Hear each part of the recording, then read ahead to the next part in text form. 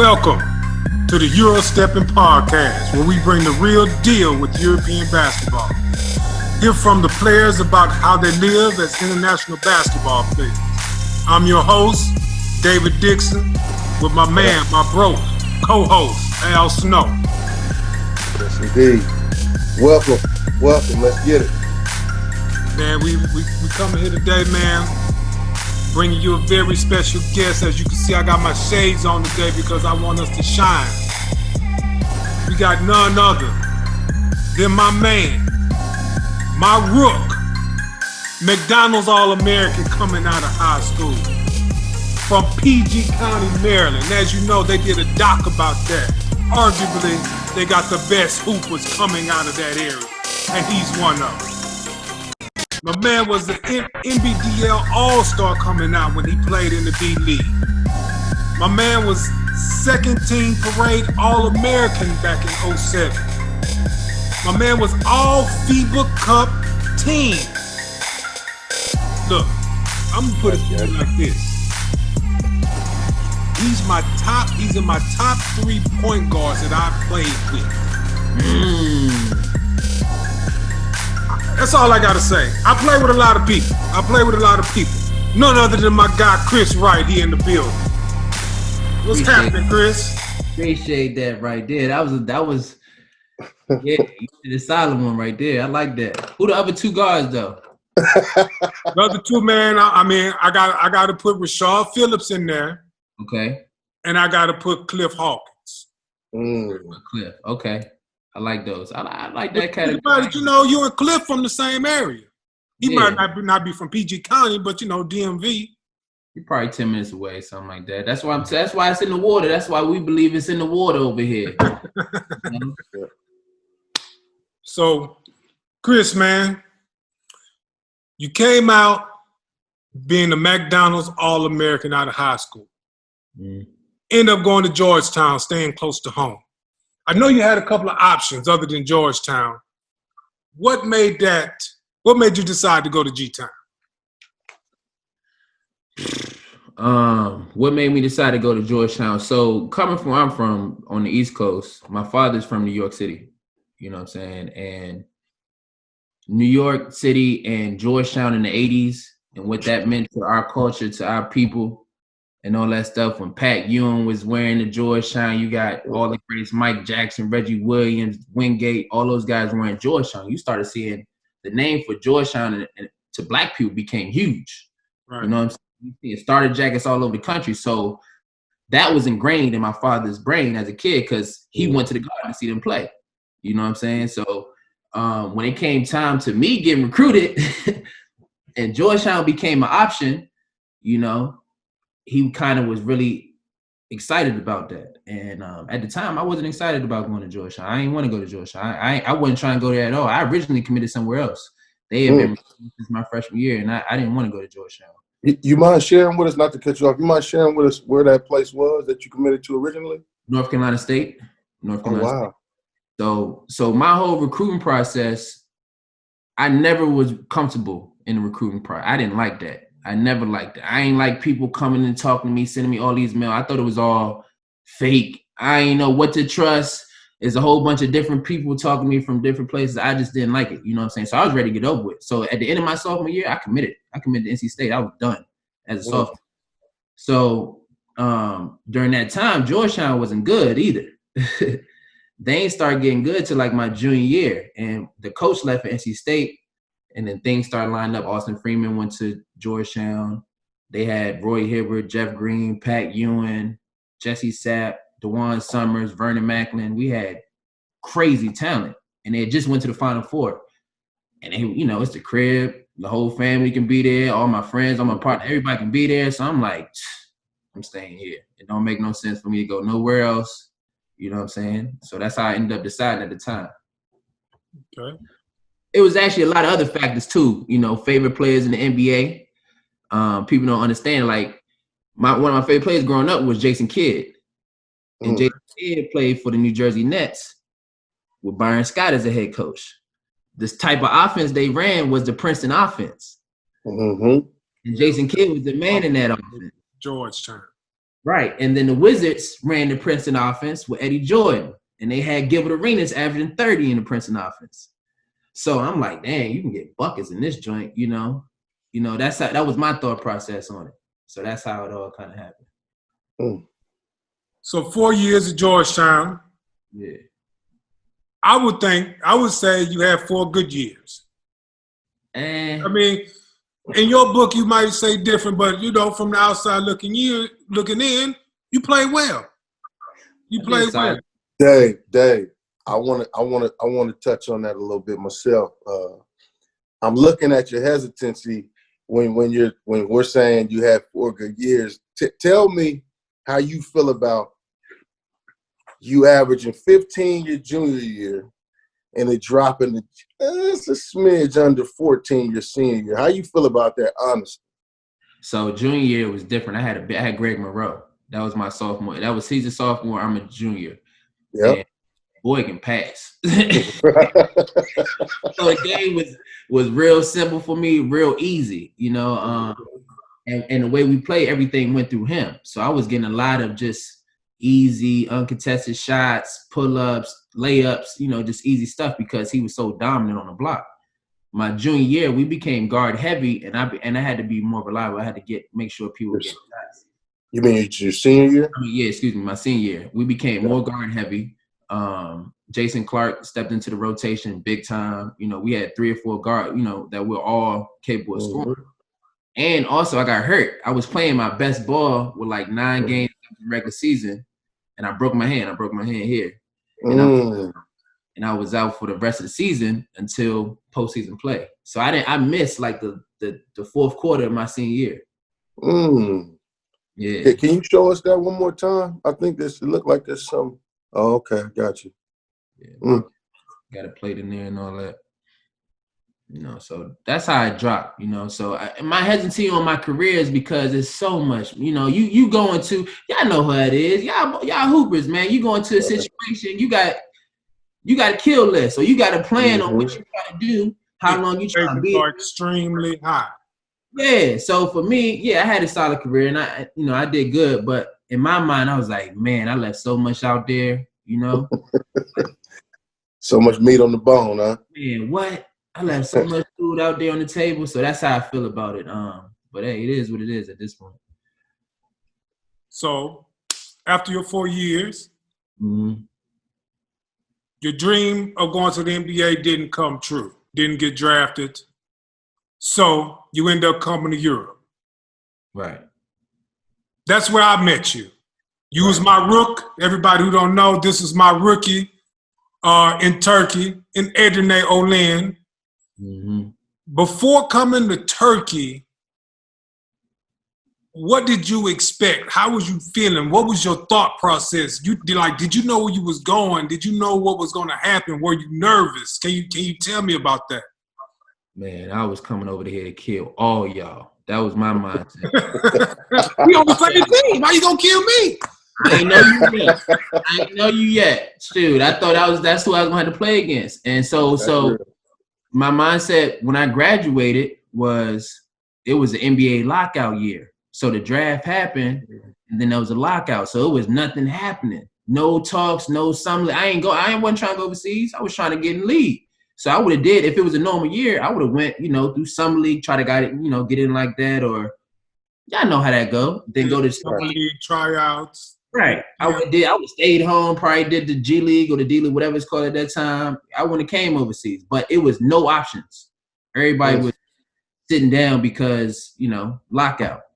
Everybody saying you don't know what's going in all this. So a whole bunch of NBA guys, if they weren't playing in the programs here, started going overseas, taking up all the jobs. And I'm a rookie out. So I'm like, shit, ain't going to be no NBA, ain't going to be no G League, ain't nothing.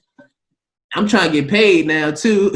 So if I get a job, I'm out, and that's how I ended up overseas. So my mindset there was, shoot, kill all these dudes that you come across and get back to the NBA. That was my mindset. And as you say, the NBA guys coming over there, Darren Williams was over here at that time too, wasn't he? He was at Besiktas. Darren Williams was at Besiktas. Yeah. We had it was another big at Galatasaray. Zaza Pachulia. Yeah, Zaza was there. Yeah, that year. Was Ersan, was he in the league? Ilyasova? Ilyasova? Did he Might play? have been with that Texas ride, one of them. Maybe for a couple of games. I don't think for much. I don't know. I don't remember him around too But much. that year Turkey was real heavy. Turkey was real heavy. You know what I'm saying? Turkey had the bag. That's why. No Turkey had that They bag. showed me that. I fresh year out, and I ain't had no money. I'm like, oh yeah, I'm going over there. Yeah, you made some good money your first year out. Hell yeah, I made some good money. Okay, you in Turkey. What was there a culture shock? Like, was there any difference? Like, what did you think once you got to Turkey, as far as the Turkish traditions, the culture? Was it a shock? How was it for you? I first got off the plane, and when I got out into to the lobby and all that, whatever, you get out into the plane and all that. First thing I remember is everybody being so funky. That was my first thing I remember from getting off the plane in Turkey. I'm like, yeah. Yo, that's the first. I never forget that. My first time down at Ataturk, I think it's Ataturk Airport. It was Ataturk. Yeah, I touched down. I was like, yo, this whole joint need to be sprayed down. That's all. That's real now. Y'all know what I'm talking about too. No, it is real for sure. Yeah. So so after I got over that initial shock, getting through the customs and all that, I was actually excited because Istanbul looked crazy to me. It was a whole bunch of people and all that stuff, but then we just started driving farther and farther away. You know what I'm saying? Farther and farther away from the city. Okay, we're not gonna be there. When we got to the city, it was weird, man. Everything was different. It was nothing I expected. I couldn't even tell you what I was imagining at the time. I went to high school and college literally 10 minutes apart from each other, less than 5 miles. You know what I'm saying? So I was in my community. Yeah, I play AU. Other cities, you do that for the weekends or something like that. But shoot, I was mostly in DC, Maryland, Virginia area, So when I went over there, nobody spoke English. I ain't see no brothers at the time. You know what I'm saying? I ain't know where to go to eat. I couldn't read nothing. It was like the main road in the Edene is one street. It's like a university right here. It's a hospital right here. Yeah, it's like it's. By the time you get to the mosque, that's it. That's it. And, that's it. And then Bulgaria border is right there. Bulgaria border right, and Greece the border, and the Greek border on the other side. And the Greek border on the other side. So I was just, man, I ain't know what to think, man. I ain't know. Tell me this, Chris. Mm-hmm. I know for me, man. Maybe you got an experience with this, maybe you don't, but I know it really hit me crazy, right? My first time in Turkey, I played 3 years in Turkey myself. So my first time in Turkey, I'm walking through the city, and next thing I know is, hey, yo, like I'm terrified. I'm thinking 9/11 all over again. I don't know what's going on. Right, yeah. Man, I was terrified. That tripped me out. So, around like, oh. How is the whole country mic'd up? Like, what? Yeah, the whole country, they all on the speaker. You know what I'm saying? I thought that was crazy, but it was, once it was explained to me and I understood, I'm like, oh, that's pretty dope. You know what I'm saying? Do you remember where you were or what happened that first time for you? I was with Erhan. You remember Erhan, Dave? Yeah, Yetim. Yep, I was with Erhan, and that's a funny story. I got to tell y'all about that. So I was with Erhan and the other kid, the kid that was kind of pigeon-toed, light, had the golden hair. He was like coach's son or something like that. He was actually some trash. Oh, yeah. His nickname was Trash Can. I didn't know what I'm talking about, though. So exactly. His nickname was Trash Can. But he wasn't our coach's son. He was just a son of a coach. Yeah. And Slim was terrible, though.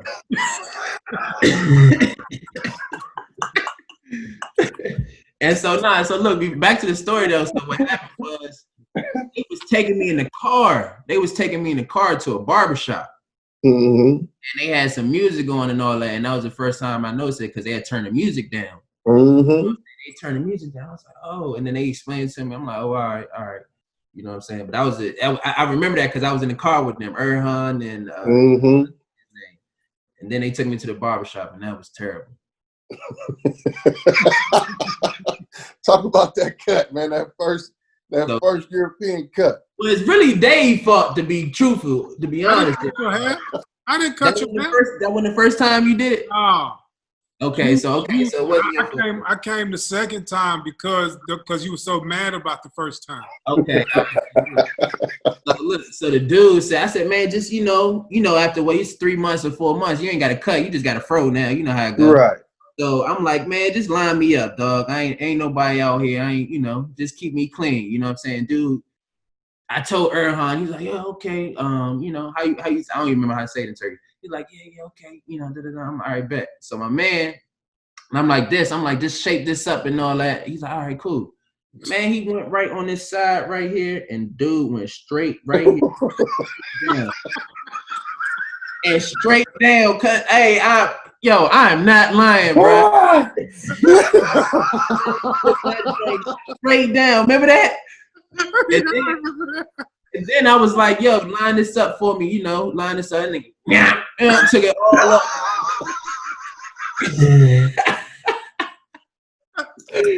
So I had the Puerto Rican joint, I had this. It was looking like First Sergeant. That's true. That's a real story. That was the first time. That was the first time. That happened when I heard the over the speakers for the first time. Yeah. Hold on. So you was a black man with no stash? No stash.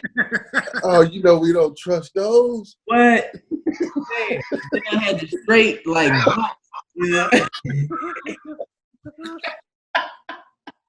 That's nasty. It didn't even matter. Yeah, it didn't even matter for real. I live in Istanbul. Oh, I would throw a headband on or something real. Off the street, I got a hat on all day. First year playing. Yeah. Come to the team. Yeah. How was that experience of the first European basketball? Because you had a good year. You had a really good year. I think you finished the year averaging like 14. As a rookie, As a rookie, yeah. 14 and what, maybe 5, 6? Yeah. So a good year. How did you feel about it? Like, what was your first impressions of it? Because I know it was tough for you. Me being there, I was going to say it was probably one of the toughest years as far as basketball that you've ever experienced. I mean, it showed a lot to me. I mean, it was overall, it was extremely tough. It was a tough, from the first day we had training camp and we had them workworkouts. You know what I'm saying? Oh, people understand the kind of training camp we had. Man, training camp was crazy. Crazy. You be walking out after the third, fourth day, you walking out there at 6 a.m, head down, legs hurting, barely scraping the ground and shit. Like, man, I gotta do this again, man. I ain't go back overseas early until year 7. After that, I'm going on year 10 right now. I said I could do that shit myself. I was scarred, bro. I was scarred. You know what I'm saying? So for me, it was real. It was real difficult. So it was real difficult. Hold on, I don't mean to cut you off, Chris. I need. There's so many young dudes that's gonna come behind you, man. They need to know what exactly it is you mean by how hard it was. Can you describe the typical preseason day so these guys get a real feel for what they look like? Before you said everywhere isn't like this. It all depends on the coach. The coach a lot of places are like yeah. I'm about to say more or less they got the same formula. You know what I'm saying? They do. Take you to the hill somewhere. You know how it goes. Yeah. Until you can't run no more. So you gotta run 150 miles an hour. Ain't no working in. So the typical day was, all right, so we'll have practice at 10 in the morning. The first session 10 to 12. And that's usually preseason. That's all running on the track. That's relay at stairs. That's some type of weights. On the court is defensive slides. closeout drills, all the stuff you did, like, the little basketball camps, East Invitational, all that little camp stuff or whatever. But it ain't no chilling. It's 110 miles an hour to full time. Yeah, you going fast, and as soon as you slow down, they on you. The head coach not even there for real. It'd be the assistant coaches. Mm-hmm. It's just assistant coaches. Yeah, and the strength coach. It was Erdem Ali, and I can't remember the strength coach name. Strength coach, I forgot his name, man. But hey, they used to have us on that track getting it. Yeah, so we on the. I ain't gonna lie to you, Snow. Your man Big Dave was out there moving them. Ooh, look at it. Hey, Snow, I played in the Pac-10. We had to run the Pac. Hey, listen, man. In the bigs, he was in the front.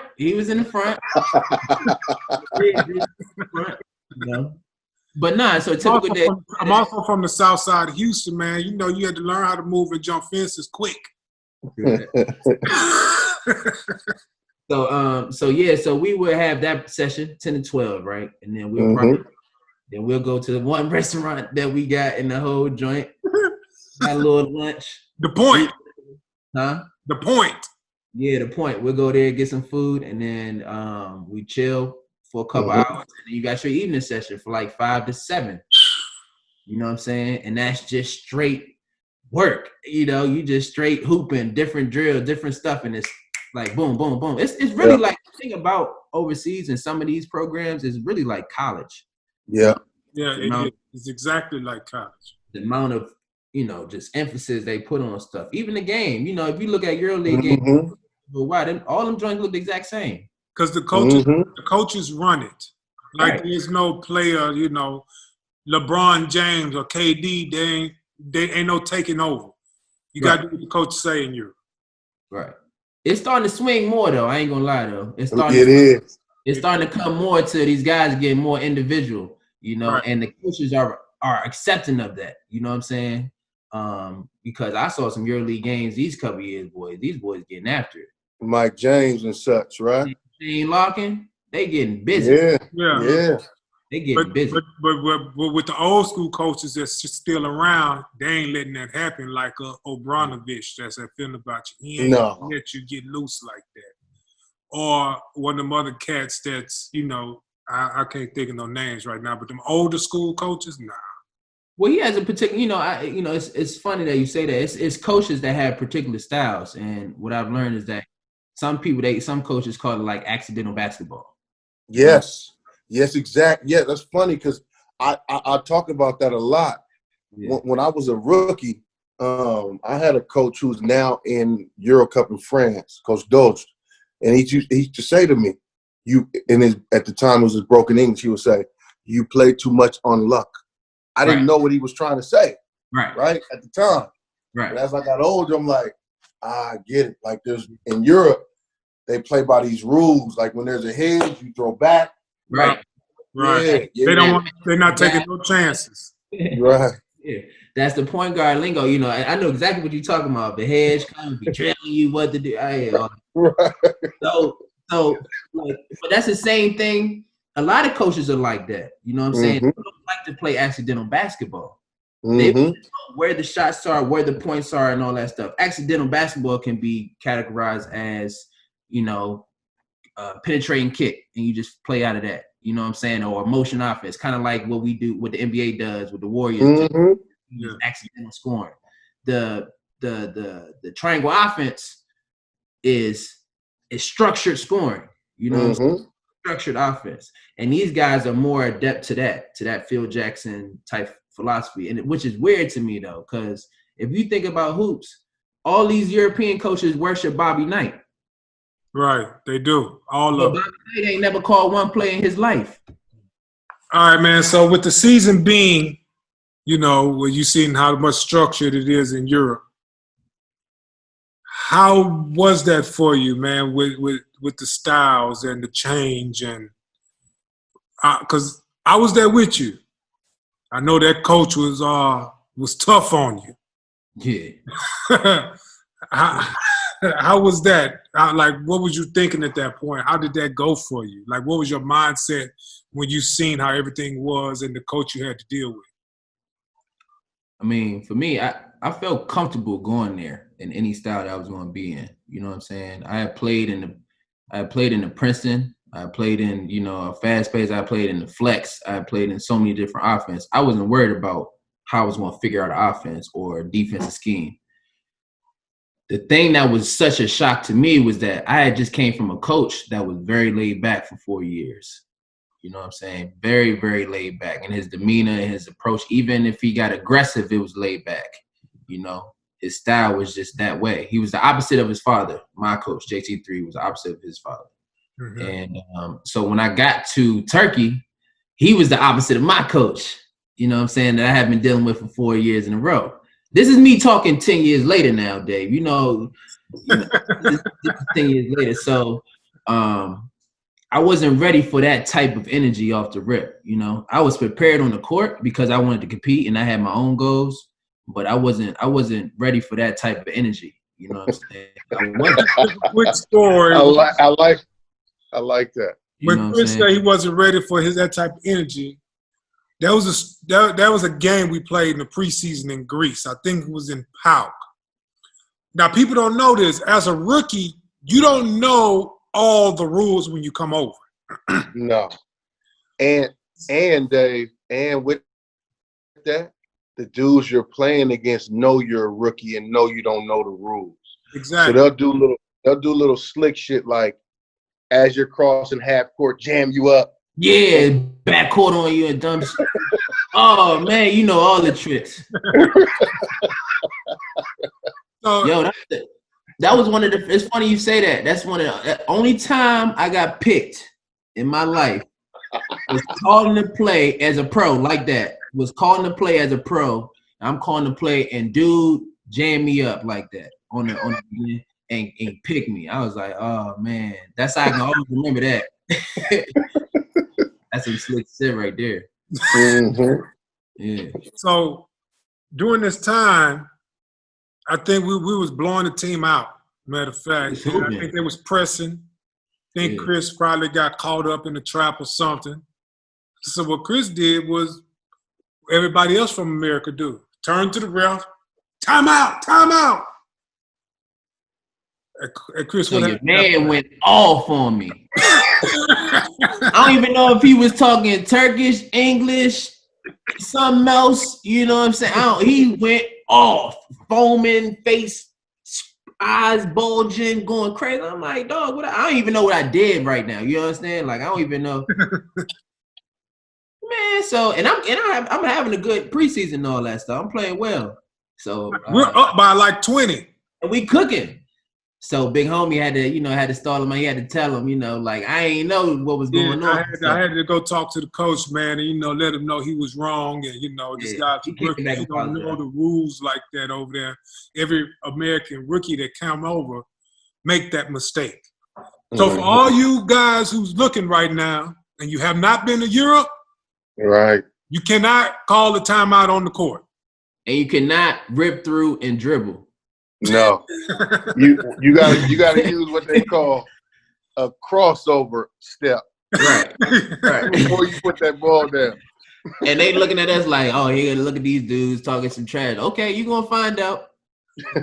Everybody find out. The little pump fake one dribble we talk. Nah, you can't do that. One more story I want to ask you about. This is how tough a year Chris had with this coach.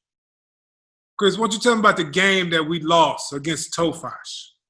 Yeah, so check this out. So we played Tofaş, right? And my first game as a pro, this for real. My first game as a pro, we was in the Turkish Cup. Okay. Right? And we was in the Turkish Cup, and we played against Tofaş. They had Ronald Steele, Austin Nichols. Yeah. Buckman, Bradley Buckman, kid went to Texas. Yeah, big boy, big white boy. Kid, he was nice. They had a couple of it. Tofaş is always pretty good. Always solid. Yeah, Tofaş pretty good. Hey, Chris don't remember. I was in the league at that time too. Right. You already hip to what I'm talking about. So we playing them first game.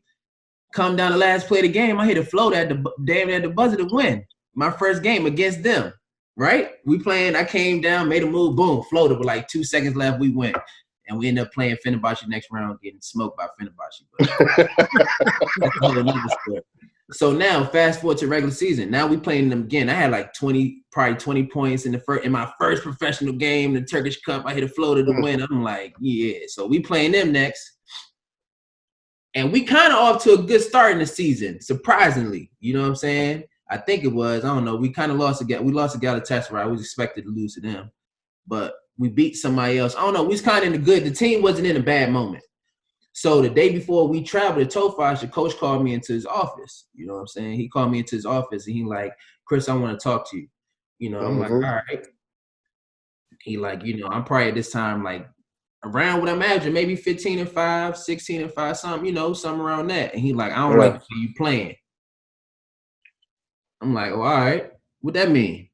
You know, like he's like, I think you taking too many shots. I think you being a little selfish. You're not getting your teammates involved. I swear he's saying this to me. I'm looking at this man in the face. I'm like, for real? You know, I thought it was a joke at first. And he's like, no, I'm serious. He said, you need to shoot like 3-4 shots a game. You know, get 5 or 6. Just make sure your team win. That's how you're going to advance. That's how you're going to move up. So I'm sitting there, I'm like, this don't sound right. You know what I'm saying? So I'm talking. I call my pops, right? And I call my pops. I'm like, yo, you hear this? You hear this man telling me do whoop-de-whoop? You know, and I'm like, nah, I ain't doing that. He like, man, just do what the man say. You know what I'm saying? Just follow this. You know what I'm saying? Just do what it say, you know. And my father usually never like that. He usually bucking, you know. But he's like, nah, just do what the man say. For whatever. I'm like, all right. So we go to the game, play Tofaş. I probably shoot like 2 times, 3 times, tops, right? Right. Yeah. I ain't doing nothing. I was just passing the ball. I'm just out there, just like a ghost out there, you know, like a shadow. And like I'm talking about Ronald Steele walking up to me. We had the free throw line. He's like, yo, what's good? You all right? I'm like, man, the coach just, you know, this is how he want me to go, right? So we ended up losing. It was a close game. It wasn't too bad of a game. We ended up losing probably by within 5 points, something like that. Yeah, it wasn't no blowout. So we come in the locker room. I'm hot, you know. I'm like, man, this shit's stupid. You know, I'm tripping. I'm like, nah, this is not what I signed up for. He come in the locker room. He like, everybody play good except for Chris. He ain't want to shoot today. He ain't want to play. True story. True story. And I'm like, what? No cap. Yeah, I'm like, what are you talking about? You know, and Dave like, man, chill, you know. Chill, don't even get into it with him. And he's like, since he ain't want to shoot, you going once we get back. And then the dude ain't like flying, Snow. He ain't like getting on the plane, so we had to drive everywhere. So he ain't like, so look, so we drove back the night. He's like, when we get back, you got to shoot 2,000 shots tonight in the gym. Now this is like a 5. This is like a 6, 7. It's from Edinated Tofaş now. The Bursa. Yeah. You got to drive around through Chinakli, catch a ferry, and all that. Right. True story. And so we got back, and it was kind of like snowing out. We had that little bus and all. I remember that. I remember snowing now, but I didn't think that he was really gonna make you do it because we didn't get back to it's like 2 a.m. Yeah, it's about 2:30, 3 a.m, something like that. So I get off the bus. He like, Chris, you gotta go in the gym. What? Him and Erdan. So me and assistant coach was in that joint shooting all night. 2000. True story. So you really did it. I did that shit. And then, you know, honestly, that's when he started to change towards me. Mm-hmm. He started to change towards me after that because the next day I was in that joint. I was looking him dead in the face like, what's up? What am I gonna do next? You know what I'm saying? You ain't going to break me. Nah. And then what happened was we go to Beşiktaş. Oh. We go play Beşiktaş, right? Beşiktaş has a whip. Beşiktaş won the championship this year. David Hawkins, Pops Bonsu. Ersan, Dudley. What's it do? Irwin Dudley. Dudley is on that team. So who came in? Somebody came and took Dan Williams' spot, didn't they? Carlos Arroyo came. Carlos Arroyo. I wasn't there that year, Dave. No, you weren't there that year. It was the year after you was at Trabzon. Yeah, okay. Yeah. Because Trabzon had like Russell Robinson. He wasn't. So yeah, we playing. So look, man, we you know, Edina ain't supposed to be beating no Beşiktaş and all that, right? On some true stuff. We had them boys. We had them going at boom, you know. the whole game, the whole squad, we going at them. We about to win the game. Going in the fourth quarter, we up. We gotta be up. I don't remember, man. He was up by like maybe 14. Yeah, we was Boom. up. What He he cooking. does is we had one Turkish guy on our team named Ogun, right? We used to call him Benjamin Button because his hair was leaving at the age of 20. Back now. Yeah. At the age of what? 20. Hold on. Hold on, time out. You say at the age of 20 the hair was leaving, but now that was what? That was like That's 10 years 9 ago. years ago. Yeah, 10 years ago. And it's back? He look like me now. Man, you gotta stop, man. Hey man, you know those hair plug surgeries are big here in Turkey, brother. So coach put him in the game, right? He was giving somebody a rest. I forget who he subs out and puts on the bench. Mm-hmm. So this guy has to hold David Hawkins. Barbecue chicken. David Hawkins start cooking. He's Everything. starting Boom, boom, boom. Bucket. Mm. Bucket. Boom, boom, boom. I gotta come over here. Pass. Drop off. Dunk. Boom, boom, boom. Hit the open man from the 3. Dunk. So we looking at the bench. He got We real all looking surgery. at the bench like, Coach, you gonna sub this man or what? Whoever, I don't know who's at the game. I wasn't in the game. You wasn't in the game, but he didn't come in for you. Yeah, but I wasn't in the game because I was watching Dave He go off. had to come. Whoever he was supposed to come in the game, the coach didn't make a substitution. Right. And what happened was the coach and the management was beefing at that time. Mm. He seen the owner of the club come in the game. Soon as he seen him come in, he sat on the bench and did this the whole fourth quarter. He ain't stay. He just stayed like that the whole fourth quarter. No way. True. And we like, yo. I think he took Phillip. Wasn't Phillip there? He took Phillip. It had to be Phillip because if Ogun, it had to be like Phillip or something like that. Because Farrat was in. It was not me in the game. Look, he laughing. He think it's funny. No, That's I don't. Then was that the kid that I thought Chat was in? Hey, Yuchon was in too. I thought Chat was in Besiktas that year. Meyer Chapman, that was the year. No, that was my year. You didn't play against Chat, Chris? I did play against. He was at Karshak. No, not Karshak. He's at Izmir. That was at Karshaka. Yeah, you're right. You're right. Or Izmir. That- Who yeah, was at Izmir? That's Karshaka. You're right. He was at Karshaka that year. You're right. Yeah. But yeah, he sat down on the bench, man. We ended up losing that game because he didn't make them substitutions. Chris out the game, maybe Phillips out the game. Hey, I ain't gonna lie, but hold up. I ain't gonna lie. You talk about Mirror Chapman. That was the first one to really cook me as a professional. Hold on, wait. We're gonna get to that. Not right now. Not right now. We're gonna get to all that. We got a whole segment for that. Yeah, don't worry about that. whole- We're gonna get to that. Pump the brakes. That was one that had me on the rope. Wait. Pump the brake. Back to the Ain't gonna story. lie. Let's get back on track. Yeah, Dave. I just thought about it. That was a session right there, boy. Dave, let's just fast forward for a second. We can come back. Right? Why he got this? Since we there. Because, Yeah. we're going to ask you the question. Is there which player, since while playing in Europe, gave you work? Somebody it's impossible to say nobody has ever put buckets Had on. our number. Mm-hmm. Mirror Chapman. Hands down. Hands down. That was the only person I ever played against that really did what he wanted. You know what I'm saying? Like, and I felt that he knew that and I knew that. It was one of y'all been there. You just feel like you out on the island, man. You feel like you just out there by yourself. And if he want to fit this way and go this way and step back and shoot that goal, it's cash. If he want to go to the hole, it's the air. He plays under control at all times. And that messed me up because I can get after people, after a while. I can kind of deal with people athletically and all that stuff. But he was, you know what I'm saying? He just had a rhythm to him.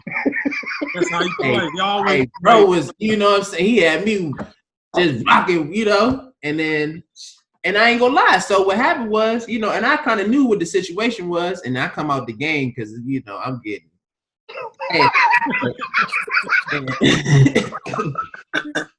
I come out the game and Dave looking at me like, for real, dog.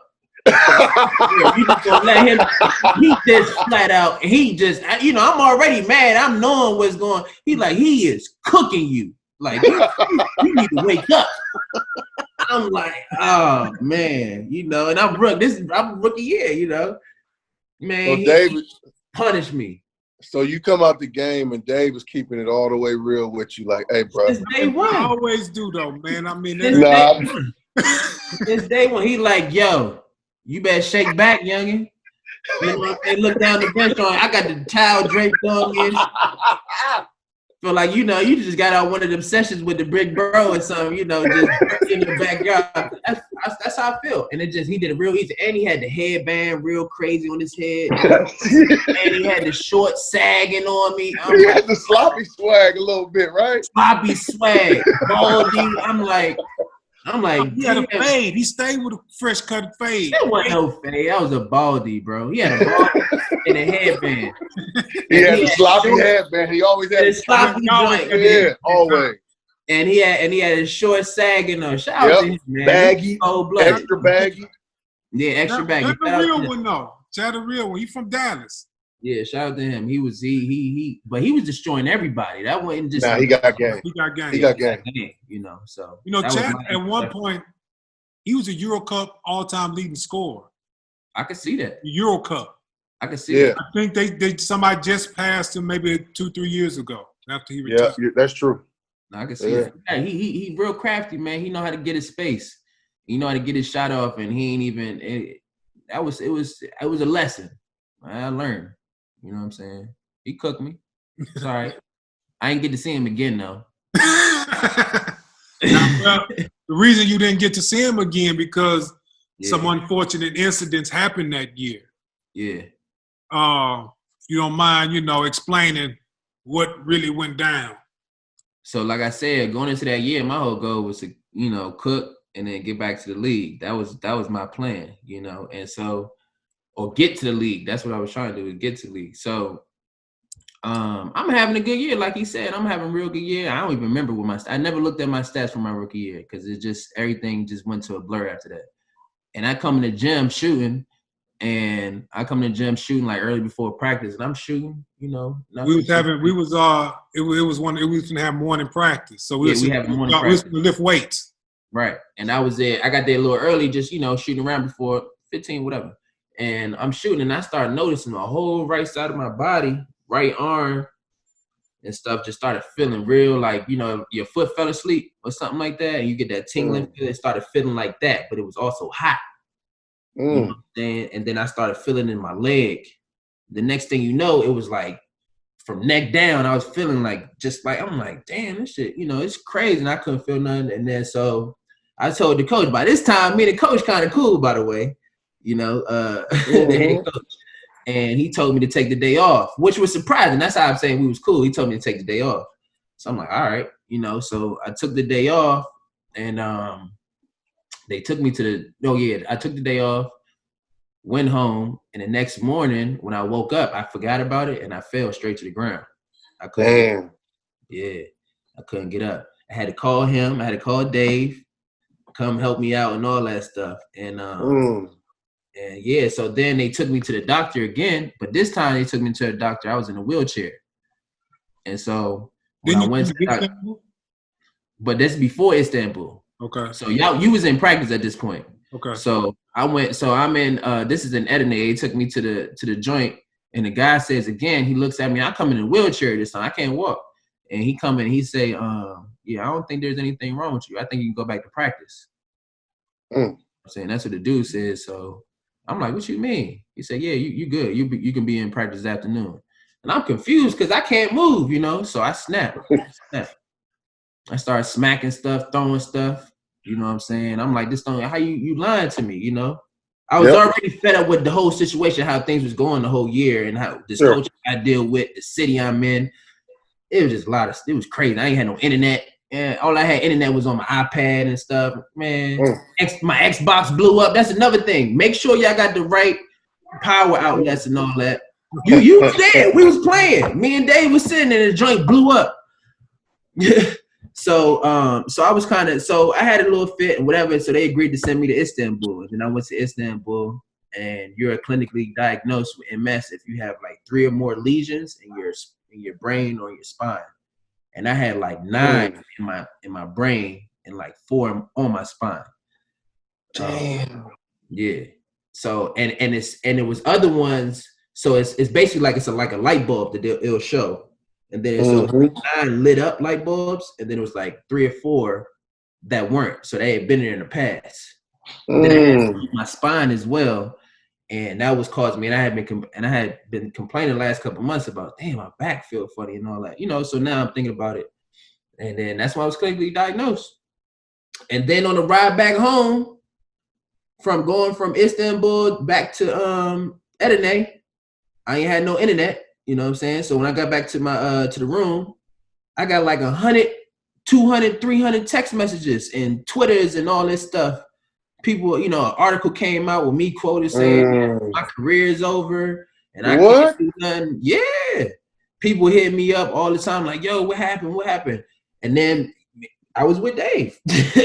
And all this happened. I'm looking at my phone. He like, man, that's crazy. And we just jetted out there. We just went to a little spot for a minute and cooled for a minute. But that's how it went down. That's how I found out. Yeah. And then everybody, then from that point on, I couldn't do nothing on my own. I couldn't really move on my own. So at that point, did you think that your basketball career was over? Like, what was you thinking? Like, did you think it was basketball was done for you, or you was just like, what was you thinking? I didn't even know what MS was. Right. I thought, keep it real with you, I thought it was an STD. Yeah.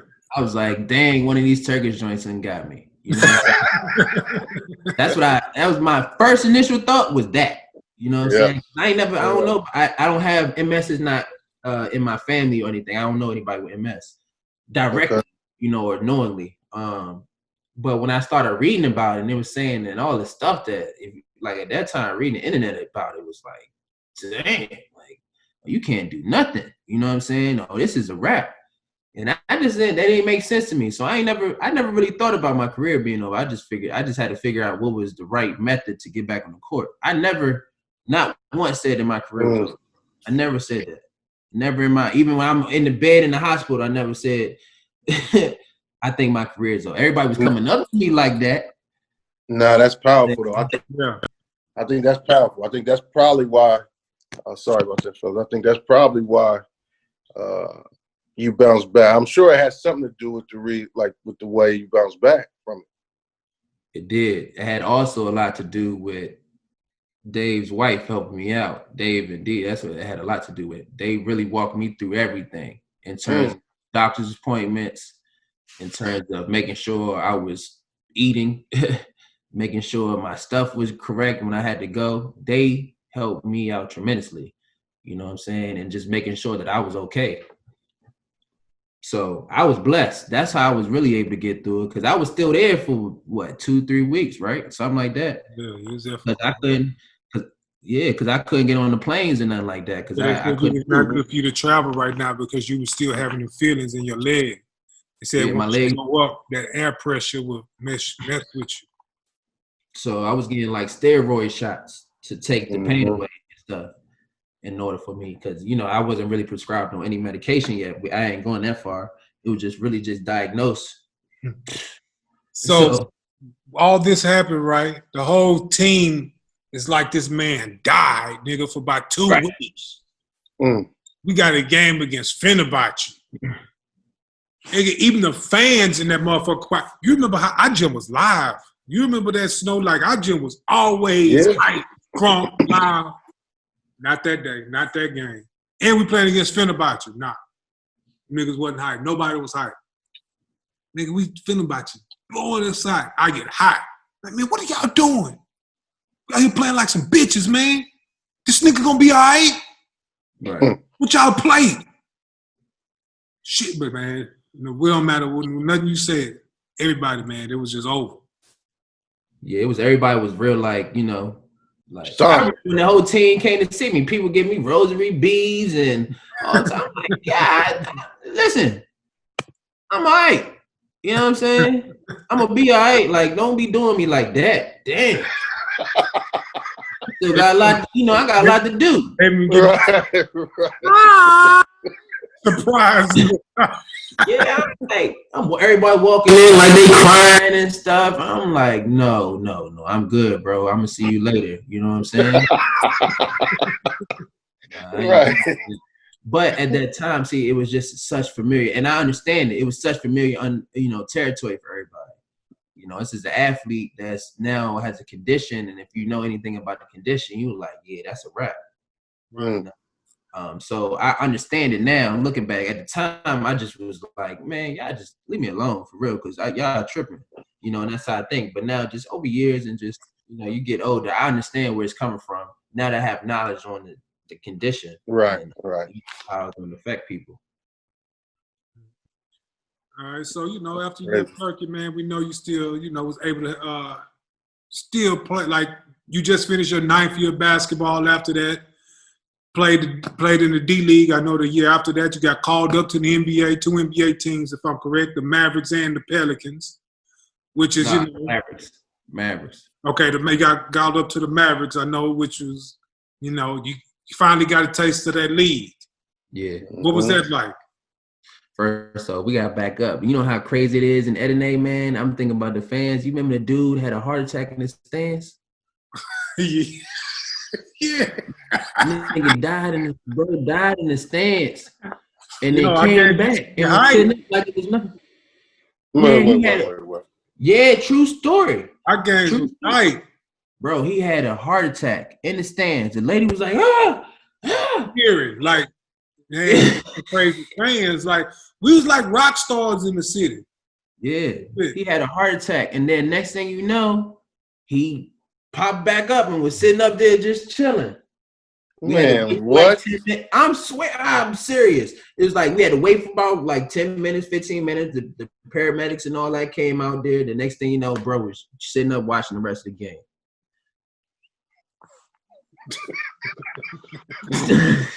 That was in Edinburgh. I thought we shouldn't be laughing at nobody having a heart attack, but that's crazy. Yeah. He had a heart attack. I remember it. And the lady was, because I was on the bench at this time. It was directly in front of me. And he was like, Hey, I ain't trying to clown or nothing. But a lot of these stories, you was on the bench. Was you playing? Everything happened wrong when I was on the bench. When I went to the bench, everything happened wrong. When I went more of the story, I was productive on the court, and everything was good when I was on the court. But when you put me to the bench, all this stuff started going wrong. Everything goes left. Listen, man, come on, coach, don't do that. It's how we do. But nah. So yeah, after that, yeah, the league was crazy. Just getting to the NBA was crazy, man, because it was a year later from me being diagnosed with MS. So that was crazy, because for a time period there, I was just trying to get a doctor to say okay. You know what I mean? It was when I got back home, a lot of doctors was just like, nah, there's no way. It was no way. It's no way. You can't do it. I had to do all this extra testing and all this stuff, but I was fortunate to find a doctor that was, a little bit more progressive and agree with what I was trying to do. And that's the doctor I've been with today. So I'm still with today. But at that time when it happened, it was crazy. It was crazy. I just couldn't believe that I finally got to after all that stuff, man. So I was thankful. I guess my question, probably not the normal question about the league. People get intrigued and excited about the league. We're talking quite a bit more about Europe. So I'm curious, what were some of the biggest differences between just style of play in the league versus style of play in Europe? What were some of the biggest differences culturally in terms of how guys interacted with each other and those sort of things. Can you talk a little bit about that? Yeah, that's a good question. NBA is a hierarchy, man. It's superstars, and then it's it's a totem pole how it works, and it goes like that. The superstars are treated like superstars. And everybody is treated fairly, but there's a certain emphasis put hierarchy. For a superstar. It's a little bit different in Europe. Even though there are superstars, you're still looked at and accountable for everything like a regular player in a sense. They don't try to give too much exceptions. There's exceptions to the rule a lot of times in the NBA. There's not always a lot of exceptions to the rule in Europe. So you everybody's kind of going through the same kind of grind. When you hear every player from the highest EuroLeague American player to someone playing in the league, they all kind of talk about the same grind. It's very similar. The style of play is much easier to score in the NBA game because it's wide open. There's nobody in the paint. You can't use your hands. You know what I'm saying? It's more lenient to the offensive player. Overseas, you can touch, lock up the paint. You can get through screens. Like that was one of the biggest differences for me. I noticed is that I could be more physical and it was okay. Because I remember going to Turkey my first year. I was like, yo, this how y'all play every game? You know what I'm saying? My first game in Turkey was against Darüşşafaka. They were in second division at the time. I feel like I just got out of the football game after that. Just trying to go past half court type situation. Right. I ain't, so that's the biggest difference in terms of style. They like to play faster in the NBA, even though they're trying to play faster now in Europe, but they want to play faster. It's a whole lot more. Yeah.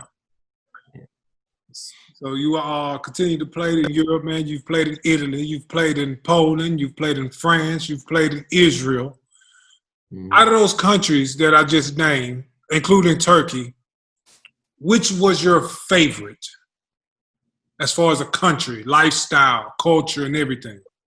Yeah, and why? Italy, hands down. Italy, hands down. So for me, I got a family. I take my family with me everywhere. You know what I'm saying? I got a family. My wife has been with me. I went to France my third year over, professional. So, for Italy, in that sense, has been great because of the schools. It's a family-oriented type situation. They, the food, the pasta, the whole culture is very easy for families at that time. It was very passionate. It was good for my kids, incredibly beneficial for my kids in terms of their development. So Italy, I gotta say Italy. I have to say Italy because just how much time we spent 5 years there, and the connections and the people that we built with over there I can't say no other country. I mean, I would say Turkey because Dave there, but other than that, it's hard for me to say what other major impact any other, Italy, I've been in 5 years. I went through everything over there. Right. Hands down. It's a nice country, though. France is nice, Poland was unique for me this year. It was different. Not my favorite place. Right. We all played in Poland, all of us. Where you play at? Where y'all play at? Where was you at, Dave? I was at some team called Queason at the time. I don't know where I was at. Yeah, they I was in Kovica. Yeah, cause I remember Kovica. I played against Kovica. Like Africa. Yeah. I mean, it was actually this year the competition was pretty good because the rules changed where they had to have, Polish players on the court or amount of players that the rules kind of changed this year. So it was actually it was cool, man. And then we got to play in Champions League as well. So I enjoyed it for that aspect. And I mean, I had my third child over there, so I got respect for them. I got love for them. Oh wow. Congratulations. So appreciate that. So it was, and it was safe delivery. Wife was good, baby was good, so Poland was cool too. I can't knock Poland. Hey, speaking of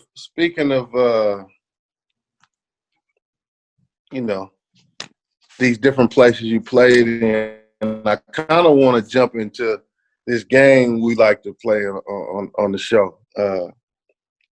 So I'm just gonna give you a name, and you gotta be honest All right. about whatever comes to your mind when you hear this name. Now, mind you, a lot of these names gonna be European, so I'm gonna screw them up. But hopefully you understand at least who I'm referring to, what I'm referring to. Right. So let's say Zvezdan Mitrovic. Serbian. That's the first thing coming to mind. I don't know who that is. Okay, so hold on. Time out. So when you So anytime I hear like a Vitch or something like that, that automatically makes me think Serbian name, because all the Serbian players, they usually got some type of Petrovic or something like that. So that's what was my first thought. Huh? You got that itch. Real itch, that kind of Vucevic. All right. Tell me about this name. This is a name hopefully you remember. Hopefully I don't stump you. Sebastian Makowski. Oh no, Sebastian. You know Sebastian. Sebastian Makowski was the coach in Polski. That was this. Oh, my coach. Yes. Oh. So let me go. So coach. Yeah, man. So he actually, what'd you call him? His name is, I ain't never called him by that, to be honest, but his name was Sebastian Manchikowski or something like that. Yeah, Makowski. Yeah. So I thought about him. He can shoot. No question. How that work? But it's good to see that, he's going on to have good career. You guys were good this year. Yeah, we were doing good, man. We had a good year. We could have did better. Could have did a lot better. We could have did better. I hear you.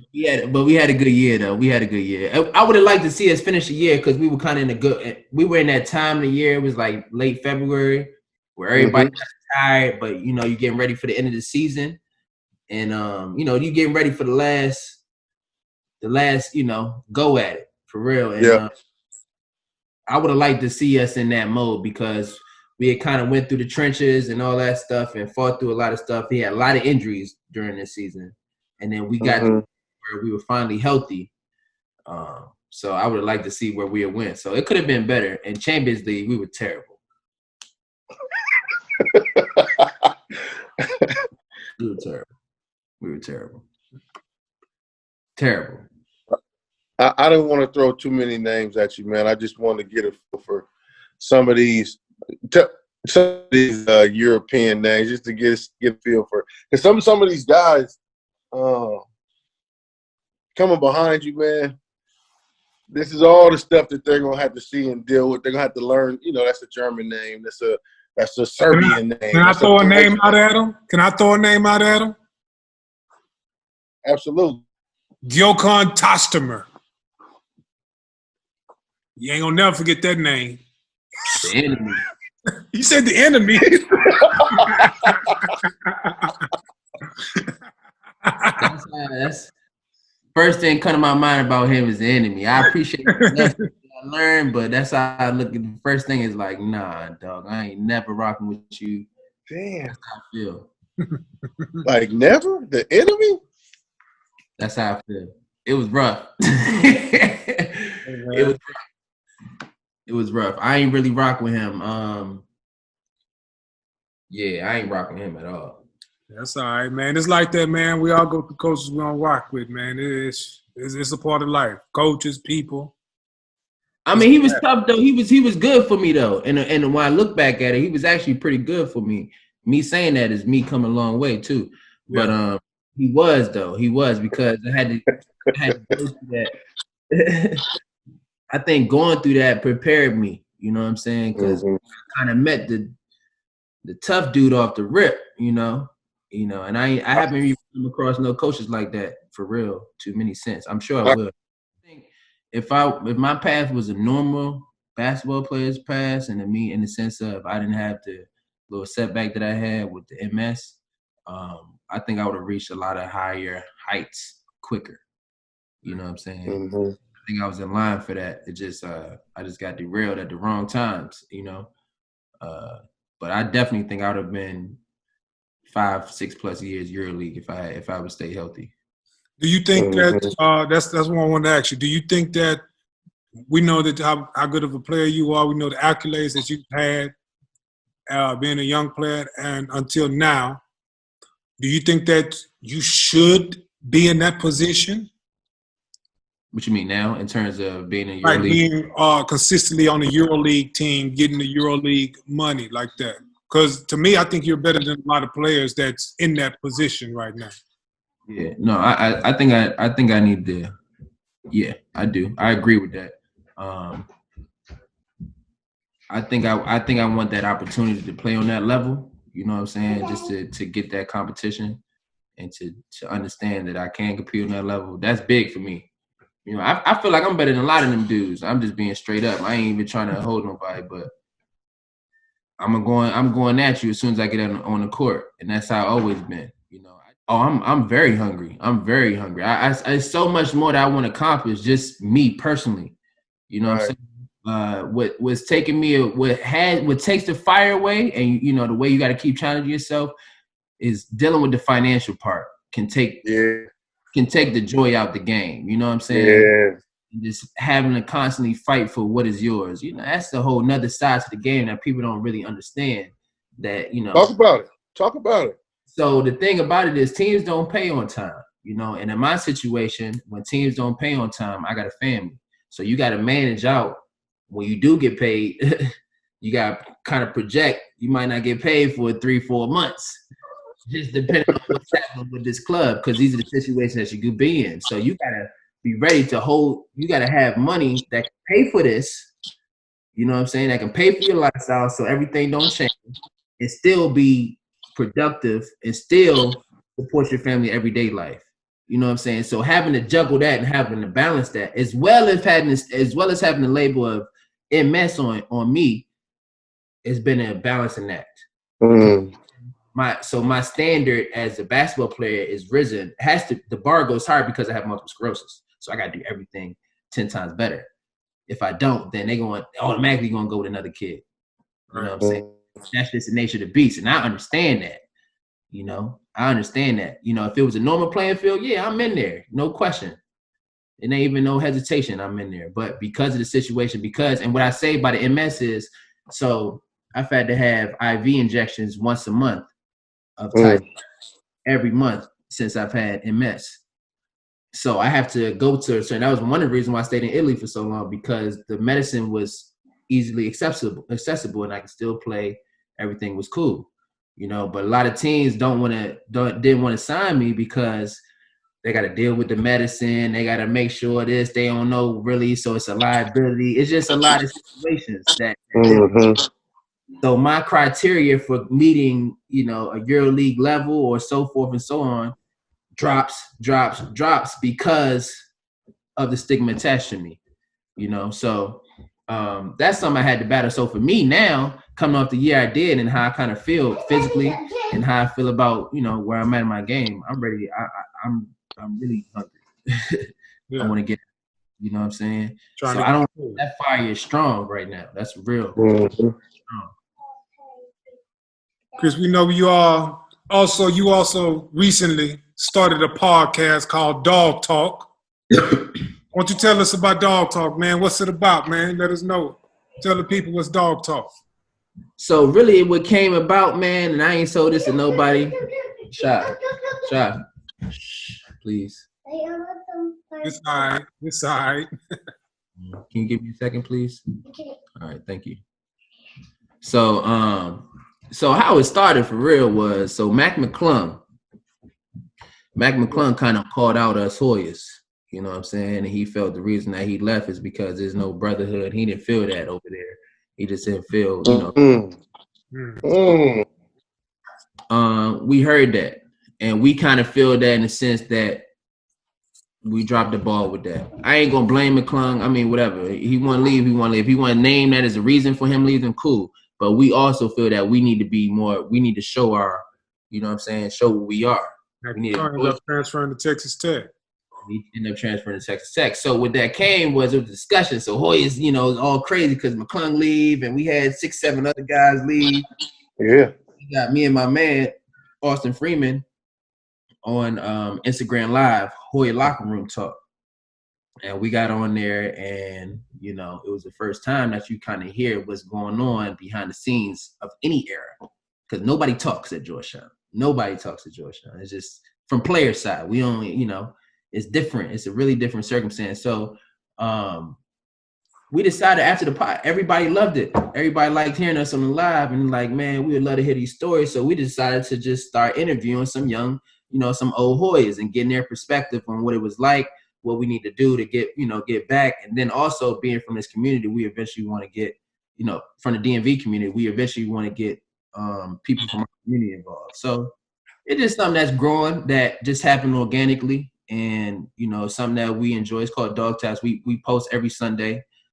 We got YouTube, we got social media, everything. So, you know, we're just trying to have fun with it and see where it goes, man, because me and him were the last two McDonald's All-Americans to go to Georgetown. There has to be a reason for that. You know what I'm saying? And we're opening up that conversation and just trying to figure out a way that we can get our school back to being what it's supposed to be. You feel me? Can you plug your social media handles for the show and your personal social media platforms? Yeah. So on all platforms for the podcast, that means Instagram, Twitter. I think that's it. Yeah, Instagram, Twitter. The handle for the podcast is Dog Talk 101. DAWG Talk 101. That's the handles for the social media, and then the YouTube is Dog Talk Podcast. You just type in Dog Talk Podcast to the YouTube, and our visuals will pop up. And then we also and we do our stuff through Anchor, so all the podcast apps, iTunes and all that stuff. Boom, it's right on there, so you can search on all the podcast apps as well. Now, man, everybody go check out, you know, Dog Talk, man, with Austin Freeman and Chris Wright, man. I know they're gonna be dropping a lot of game on there. Appreciate that. A lot that. of gems are gonna be talked on there. Yeah, man. You know, we're gonna just talk a little stuff, let you know why we got the best city for hoops and why we need to really just be. There you go with that again, dog. You got something to say about that, man. You know, I know everybody feel as they got some feelings on that, but I'm just letting it be known, you know. All right. I'm gonna let you live because this is about you today. I'm gonna let you make it. Hey, Chris, man, we want to thank you for coming on, man, and, you know, giving us the time, man, when we were able to chop it up, man. We wanted to, you know, congratulate you on the success you've already had and the success you will have, man.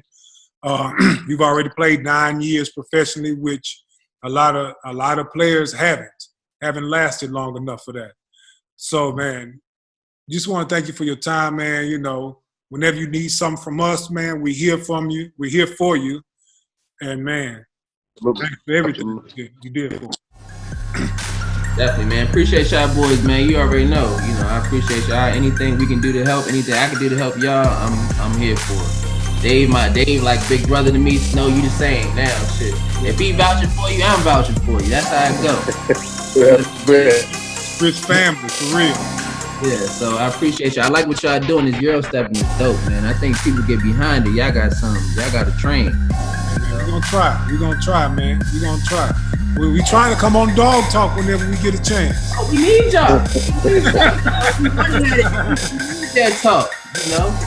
We need to open up the gates so that Georgetown can get them Euro connections, man. We need to expand our horizons. You feel me? All for any way to succeed. We want to thank everyone for tuning in to the EuroSteppin podcast. Follow us on everything: YouTube, Facebook, Twitter, Instagram. EuroSteppin podcast, no G. Because we got all the game. All right, I like that.